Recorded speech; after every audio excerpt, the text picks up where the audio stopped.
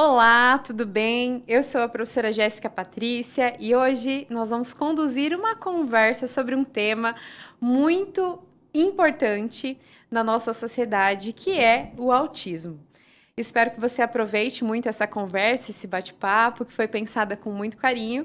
Estou aqui com o professor Kleber e também com a doutora Fabiana. Olá, boa tarde, tudo bem? Eu sou a doutora Fabiana, pediatra, e estou aqui para a gente falar um pouquinho desse tema que tem, assolado tanto a sociedade com o aumento do número de casos, para a gente passar um pouquinho mais de informação aí para as pessoas e poder contribuir. Bem-vinda. Obrigado. Olá, pessoal, boa tarde. Eu sou o professor Dr. Kleber Fernando, sou professor do curso de Medicina da Universidade Federal do Paraná, do campus de Toledo, e estou muito feliz em vir discutir um tema tão necessário atualmente. Perfeitamente. Muito obrigada pela presença, agradeço a vocês. Bom, nosso intuito hoje é conversar sobre esse tema emergente, que é o autismo, né, e as neurodivergências em geral, mais especificamente sobre o autismo.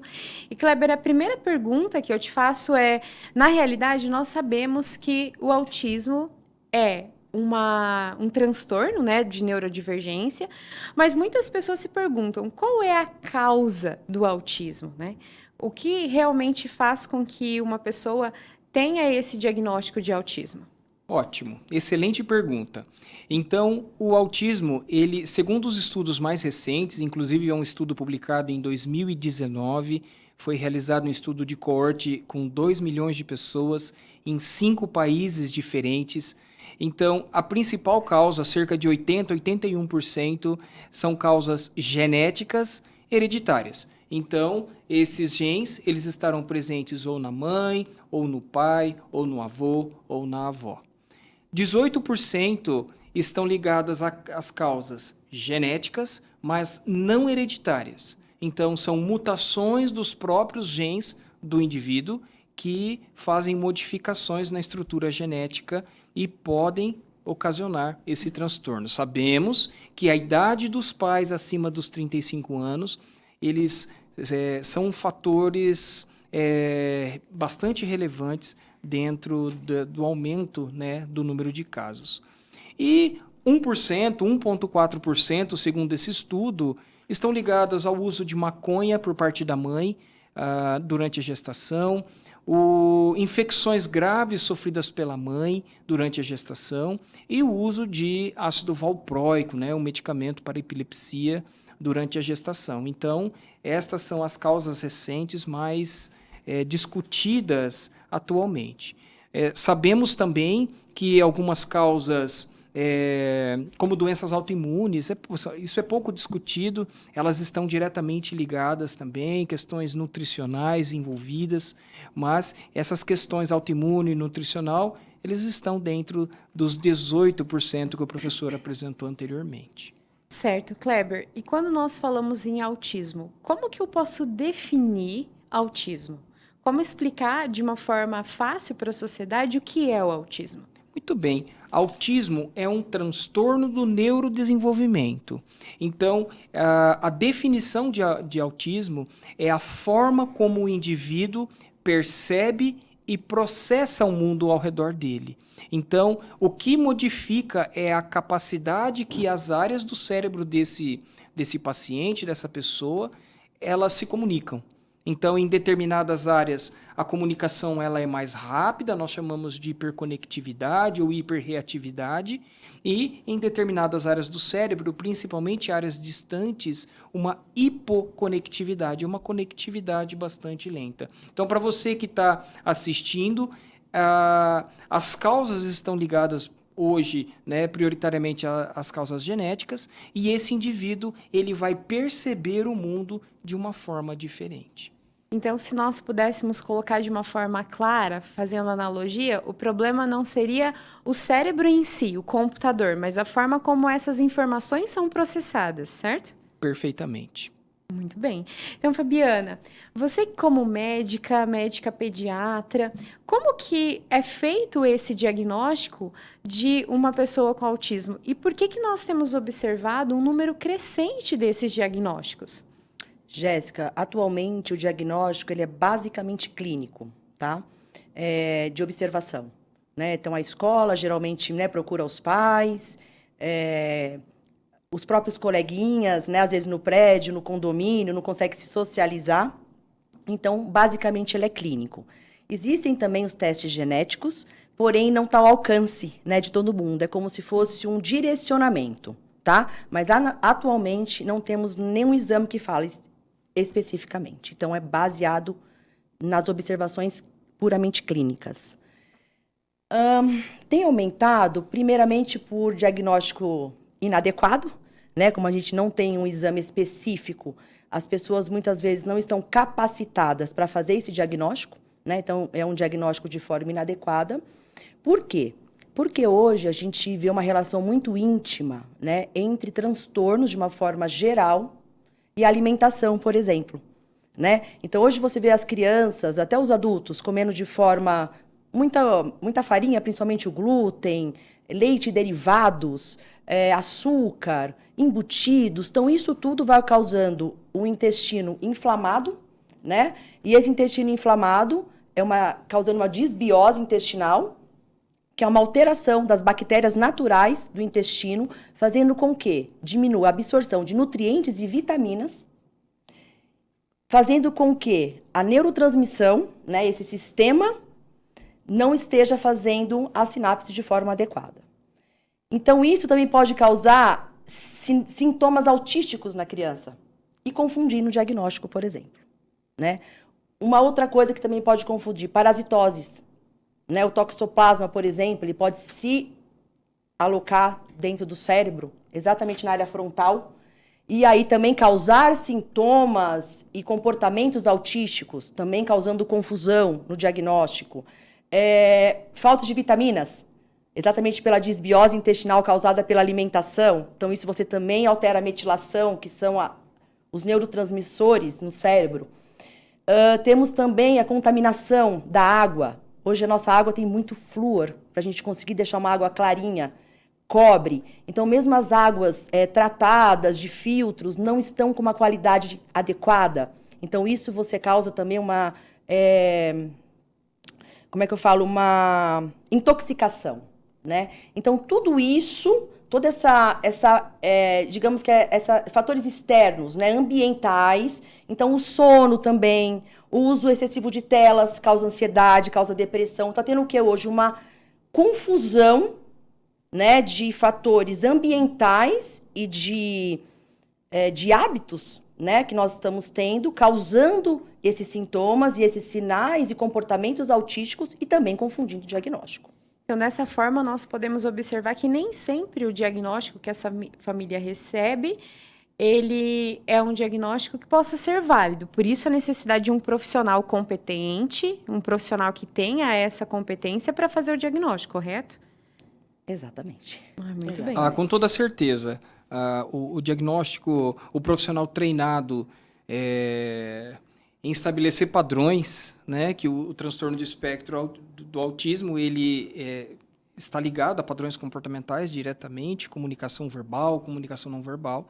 Então, esse profissional médico, e quanto mais médicos procurarem entender esse transtorno, psicólogos, psicopedagogos, neuropsicopedagogos, quanto mais estudar, né, e mais detalhado e mais assertivos serão estes diagnósticos. E nós estamos vivendo agora numa era muito tecnológica, de uma era de telas, de informação, de inteligência artificial.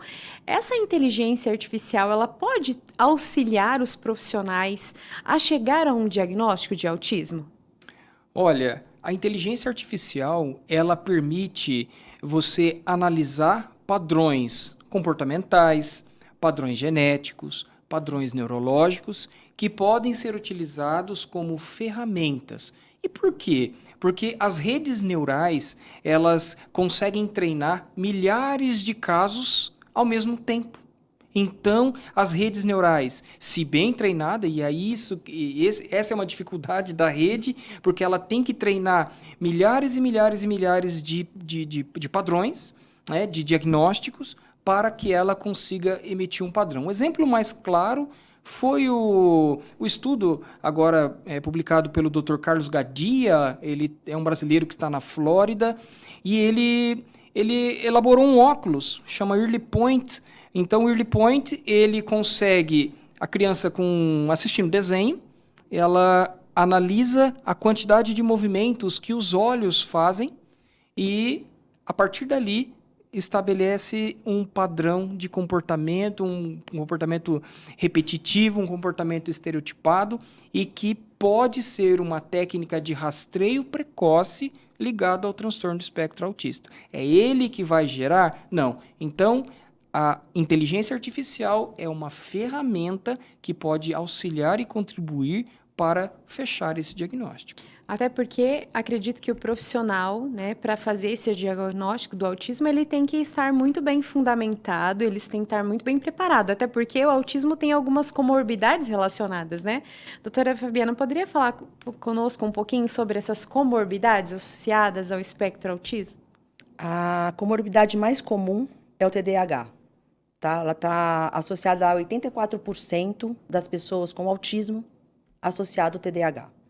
Depois a gente tem a TAG, que é o transtorno de ansiedade generalizado. Temos o TOC, o TOD, né, que é o transtorno opositor, esquizofrenias, distúrbios gastrointestinais, como eu falei, a disbiose, altas habilidades também. Basicamente são essas que estão associadas. Isso. Dentro da prevalência, sim, é o TDAH. Dentro da gravidade, é a deficiência intelectual. E o que nós podemos entender por deficiência intelectual dentro desse contexto do autismo? Como que os familiares podem observar? Existem alguns sinais clínicos? Existem alguns aspectos que o profissional observa? Sim, ele pode ser observado a partir de uma determinada faixa etária. Então, nós observamos muitos diagnósticos não adequados, por exemplo, de deficiência intelectual com uma criança com 2 anos de idade, né? Então, isso é totalmente inadmissível e não está correto. Então, é possível clinicamente. Então, é possível a partir de avaliação, a partir de uma determinada faixa etária, é possível você fazer essa avaliação, sim, certo? Então, a gravidade está ligada a deficiência intelectual, ela está ligada à gravidade do transtorno do espectro autista. Perfeito. Bom, uma informação que é muito relevante é que a pessoa que apresenta, né, o espectro autista, ela é necessário que ela tenha uma rotina bem estabelecida, né? Que ela tenha a questão do sono, da alimentação, do padrão, né? O manejo comportamental. Como que a inteligência artificial ela pode ajudar nessa rotina diária de quem tem o autismo? Muito bem. Bom, a inteligência artificial ela pode ajudar, né, na adaptação de rotinas, de novo, através das redes neurais. Prevenindo crises, e as crises são diretamente ligadas, né, às desregulações dentro do TEA. Então, a inteligência artificial pode contribuir substancialmente para estes casos, né? São ferramentas, como o professor falou. É totalmente possível. Bom, mas diante desse contexto, a inteligência artificial ela pode substituir esse contato humano que nós temos, né? Essa necessidade, esse contato em relação ao autismo? Definitivamente não. Definitivamente não. A inteligência artificial ela é uma ferramenta que pode ser utilizada. O diagnóstico ele é prioritariamente clínico. Um bom neuropediatra, um bom psiquiatra infantil ou um bom psiquiatra. E eu acho que é importante nesse momento a gente frisar que como estamos capacitando cada vez mais profissionais, você médico da família que está assistindo, você pediatra que está assistindo, você pode emitir o laudo de transtorno do espectro autista. É fazer o que as pessoas estão se capacitando, discutindo, entendendo um pouco mais o conceito de espectro, ok? Então, o diagnóstico é prioritariamente clínico e a inteligência artificial ele vem como uma boa ferramenta para auxiliar no diagnóstico e principalmente no rastreio precoce. Correto. Bom, então, para finalizar essa nossa conversa, que foi uma conversa para trazer esse tema, principalmente relacionado ao autismo e à inteligência artificial, gostaria de deixar um espaço para vocês deixarem uma mensagem para as famílias ou para o público em geral que esteja tendo acesso a esse conhecimento que nós estamos aqui compartilhando. A minha mensagem é mais amor, olhar com atenção, olhar com calma, entender as necessidades, que muitas vezes está num abraço, num beijo, num carinho, numa palavra de amor. E entender que as coisas vão se afunilando e que, com certeza, teremos mais ferramentas para um diagnóstico mais certeiro. Perfeito. Para melhorar essa qualidade de vida, né, essa questão da socialização até mesmo das pessoas. Professor Kleber, por favor, fique à vontade para deixar uma mensagem final. A minha mensagem é que o transtorno do espectro autista, independente se precoce ou se na vida adulta, ele não é o fim. Então, ele é o começo. Então, se você tem o diagnóstico, você familiar tem o diagnóstico e você tem um filho em casa, um sobrinho em casa, um irmão em casa, vá estudar sobre. Então, vai estudar análise do comportamento, vai estudar métodos de avaliação comportamental, modulação comportamental, né? Vai estudar distúrbios gastrointestinais, vai estudar análise do comportamento. Então, família, você precisa estudar para que você consiga ajudar da melhor forma possível. E se você teve o diagnóstico agora na vida adulta, a mesma coisa. Então, é isso, doutora Fabiana, mais amor, mais carinho, mais compreensão, porque essa pessoa, por vezes, pode ter um histórico na vida toda de incompreensão por um transtorno que ela também não sabia que ela tinha. Então, o diagnóstico, ele não é o fim, o diagnóstico é o começo De uma vida mais de saudável, uma vida né? mais saudável, exatamente isso. E é justamente o intuito, né, dessa nossa conversa, que é disseminar essa informação sobre o autismo. Conhecimento é poder. Então, quanto mais conhecimento nós adquirimos, melhor nós vivemos, independente de como o nosso cérebro funciona, de como o nosso cérebro processa, compreende o mundo. Então, essa conversa foi para trazer para você, telespectador, uma curiosidade sobre essa temática e que você se aperfeiçoe e você pesquise muito mais. Foi ótimo ter você aqui.